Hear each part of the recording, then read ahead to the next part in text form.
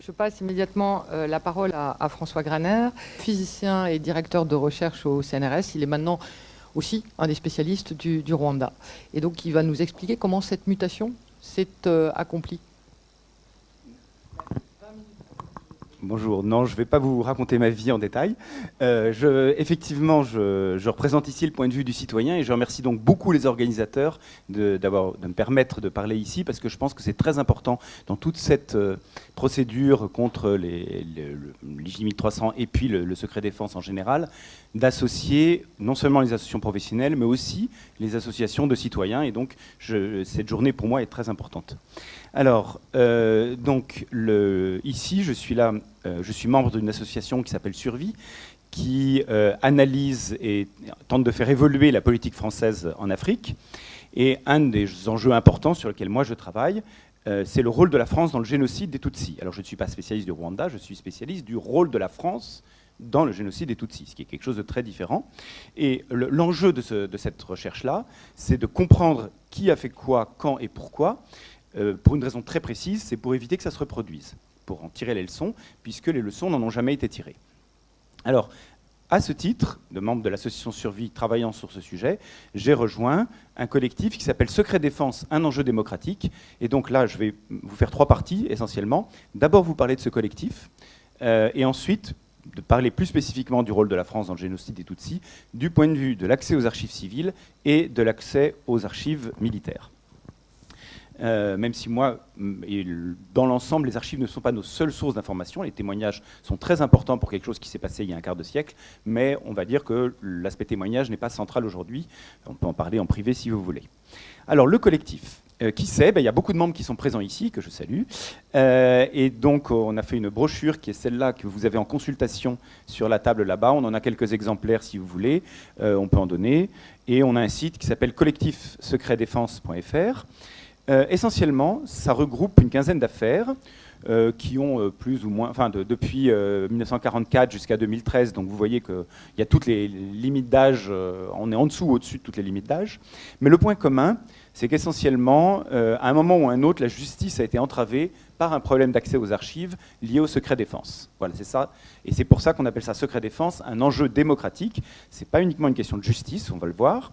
Alors, ça concerne des affaires, certaines concernent uniquement les civils, hein, le chalutier breton Bugalet-Braise, l'affaire Boulin, l'explosion de la maison des Têtes de Toulon, et 3 catastrophes aériennes, celle du Stika, l'Ajaccio-Nice et le Santiago-Orly, sont des choses qui a priori ne concernent que les civils.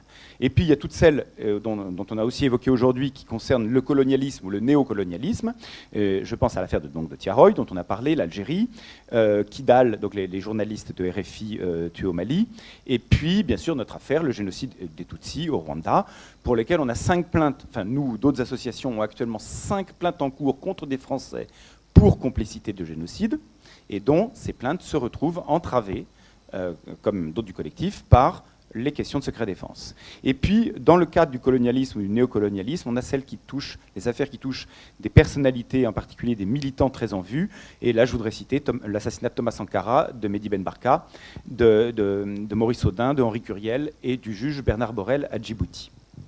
Alors, le but de ce collectif, c'est de comprendre ce qui s'est passé, de faire évoluer les pratiques, de s'aider, de s'informer mutuellement, de mettre en commun nos expériences, évidemment, et puis, pour chacune de nos affaires, de faire avancer la justice, puisque chacune est bloquée d'une manière ou d'une autre.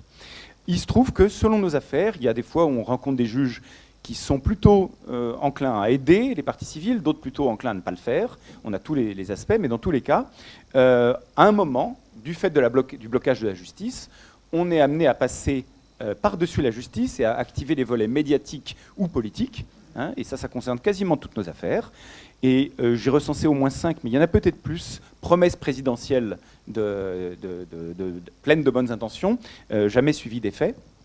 Ou peu suivi des faits, ce qui est finalement assez bizarre parce que c'est curieux que dans des affaires de justice et de secret défense, on en vienne à activer les relais présidentiels. Et on peut aussi se demander pourquoi les relais présidentiels ne sont pas suivis des faits dans une république qui est aussi présidentialiste que la nôtre. Voilà, donc en tout cas, nous, en ce qui nous concerne, sur le rôle de la France dans le génocide des Tutsis, il y a eu une annonce présidentielle très claire, donc en 2015, suite à beaucoup de polémiques. Le président Hollande décide qu'il veut y mettre fin et que pour ça, il n'y a rien de mieux à faire que d'ouvrir les archives civiles, celles de l'Élysée. Il fait cette déclaration en présence de Dominique Bertinotti, qui est la mandataire de François Mitterrand, dans le cadre des protocoles dont on a parlé ce matin, c'est-à-dire qui est autorisé à donner accès ou pas aux archives de François Mitterrand. Et François Hollande dit qu'il veut que ces archives soient, il est dit en avril 2015, qu'il faut que ces archives soient accessibles à tous les chercheurs avant la fin 2016, et qu'il va donc procéder à la déclassification.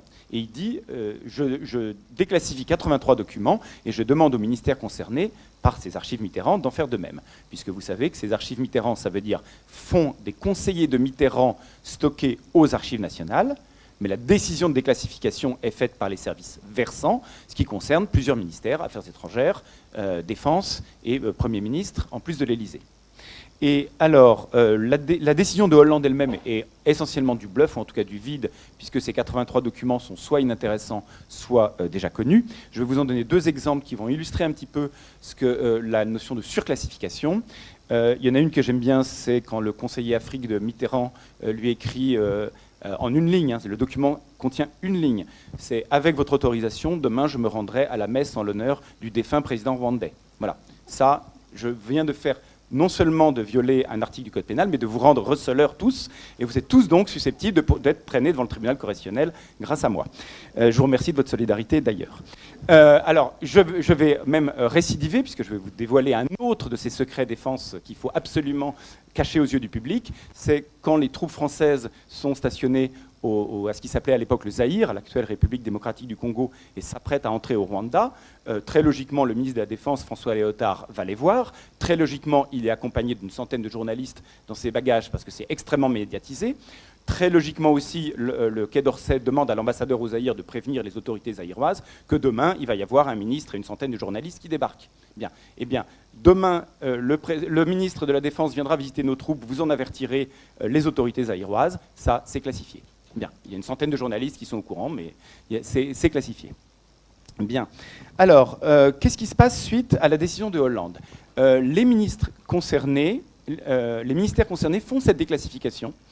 Ils le font très discrètement au fil d'une année. Il a fallu qu'on active des téléphones, qu'on active des liens personnels pour apprendre que cette déclassification avait eu lieu, parce qu'elle n'a jamais été médiatisée. Alors, moi et d'autres, on a fait des demandes déjà dès la demande de Hollande, puis à nouveau quand on a su qu'il y avait eu des déclassifications. Alors, donc, dans le cadre et d'ailleurs, je veux tout de suite remercier les Archives nationales, et donc on parlait du rôle de l'administration. Dans mon cas, les Archives nationales ont été extrêmement utiles, aidantes, m'ont soutenu d'un bout à l'autre. Même si, effectivement, il y a un parcours du combattant qui n'est pas le même que dans le Royaume-Uni pour accéder aux archives, on peut donner des détails, mais j'ai pas pleuré, mais enfin, j'étais comme très jaloux quand j'ai entendu parler du système anglais ce matin. Mais en tout cas, j'ai eu, par Madame Bertinotti, des réponses variables. D'abord 10% de ce que je demandais, puis 50% de ce que je demandais. Les autres personnes qui ont demandé, il y en a une qui a eu plus que moi, il y a une autre qui a eu moins que moi, il y a eu une autre qui a eu aussi une autre qui a encore plus. Enfin, c'est extrêmement variable, on ne peut pas savoir. Les réponses ne sont pas motivées et ne sont pas susceptibles de recours. Alors, c'est cette exception des protocoles Mitterrand et Giscard dont on a parlé ce matin, qui a été jugée non pertinente par la loi de 2008, mais qui l'a quand même entériné et prolongé uniquement. La loi a dit qu'il fallait que ça change, que ça ne pouvait pas être acceptable pour les présidents à venir, mais elle a entériné le maintien pour les deux présidents passés. Et donc, moi, j'étais justement concerné par cette exception, cette dérogation, cette anomalie. Et donc, j'ai porté ça devant le Conseil constitutionnel, qui est une instance politique et non pas juridique, et puisqu'elle est composée, elle est nommée et composée de personnes en parti politique, et en particulier d'anciens présidents ou d'anciens premiers ministres, qui ont jugé, à mon avis, suivant des arguments plus politiques que juridiques, que c'était parfaitement conforme à la Constitution qu'on puisse se heurter à une personne privée qui prenne des décisions sans absolument indépendante de tout le pouvoir politique et aussi sans aucun recours judiciaire possible, puisque sans avoir à motiver ses refus. Alors, il m'a fallu 50 procédures au total et une pression exercée par la Cour européenne des droits de l'homme pour arriver à ce qu'en juin 2020, le Conseil d'État non seulement donne accès aux documents des archives Mitterrand que je demandais, mais aussi, et là, impose que désormais, il puisse y avoir un droit de recours sur les décisions concernant justement les demandes d'accès aux archives.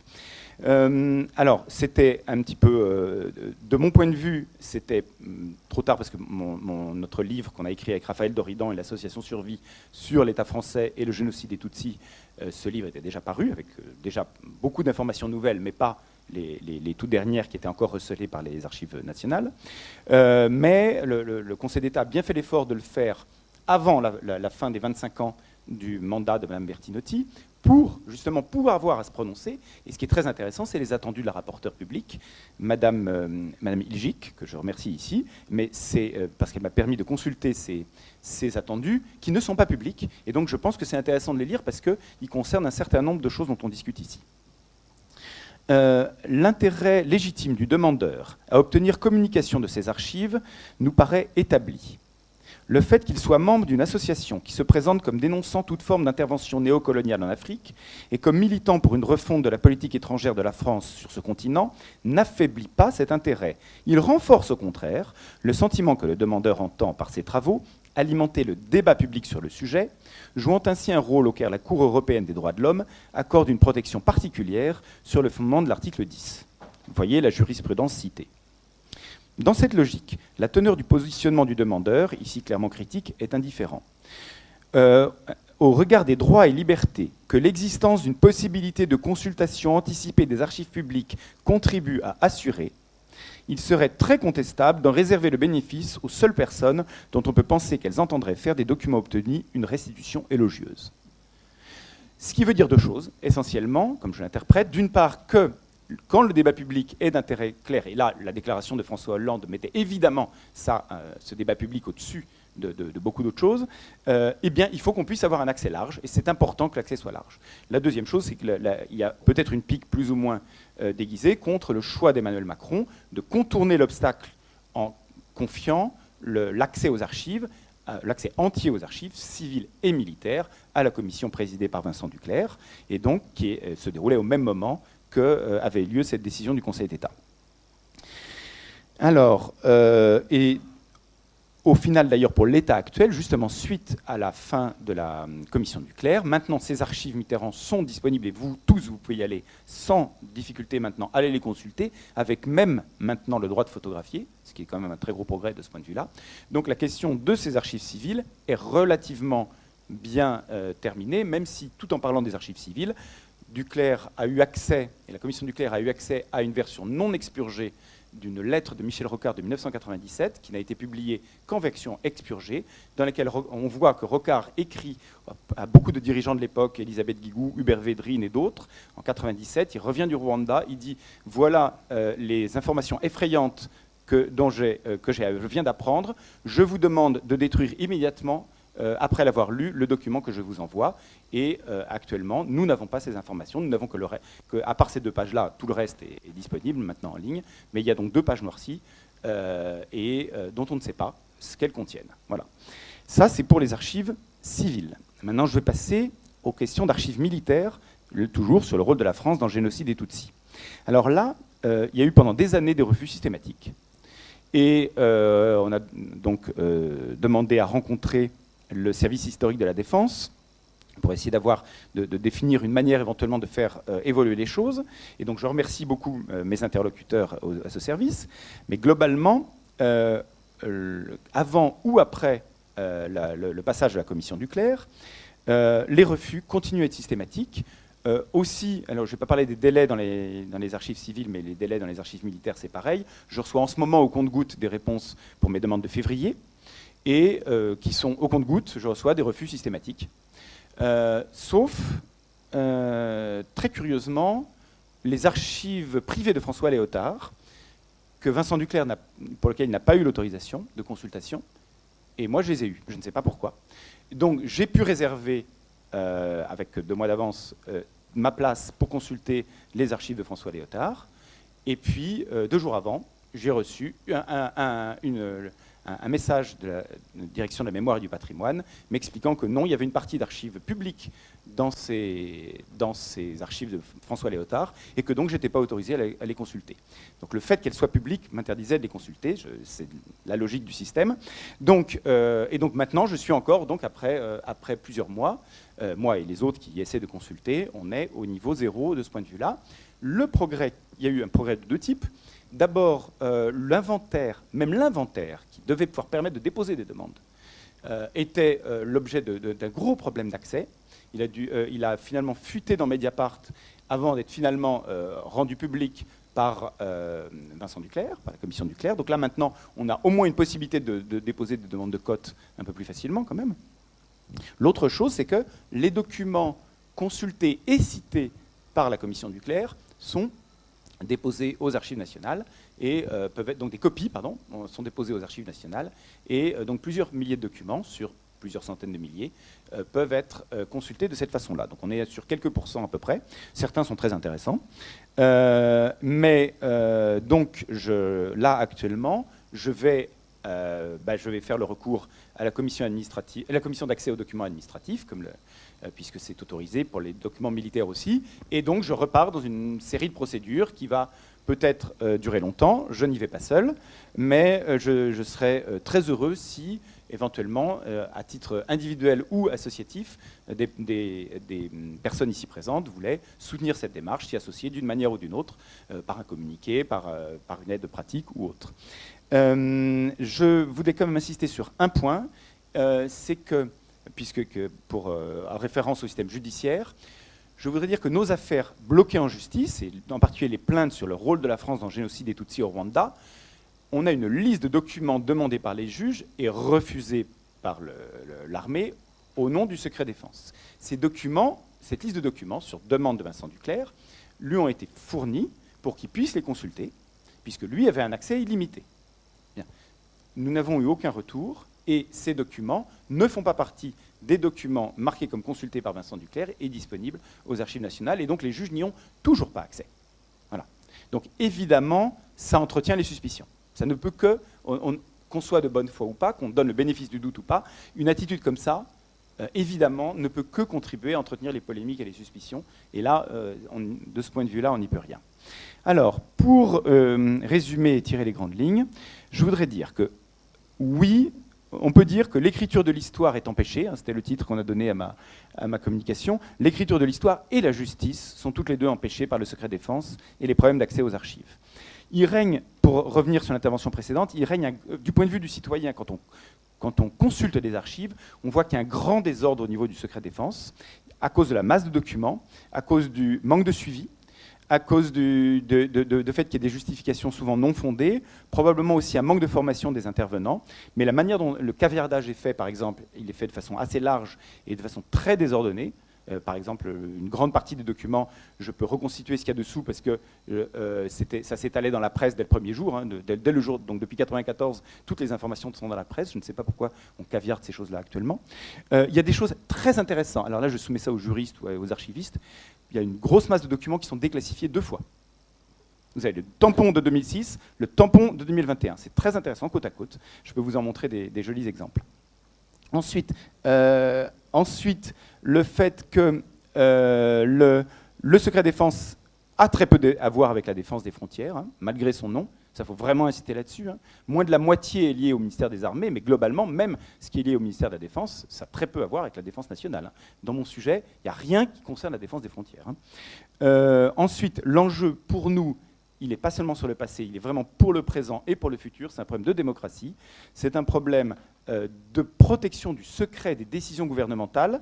Et c'est pour ça que, d'ailleurs, même les politiciens qui attaquent ce secret défense quand ils sont dans l'opposition en viennent, je ne citerai pas de nom, mais en viennent à le soutenir et à l'activer quand ils sont au pouvoir. Et donc je pense que seule notre pression collective peut avoir un effet pour faire évoluer les choses dans le futur. Merci beaucoup.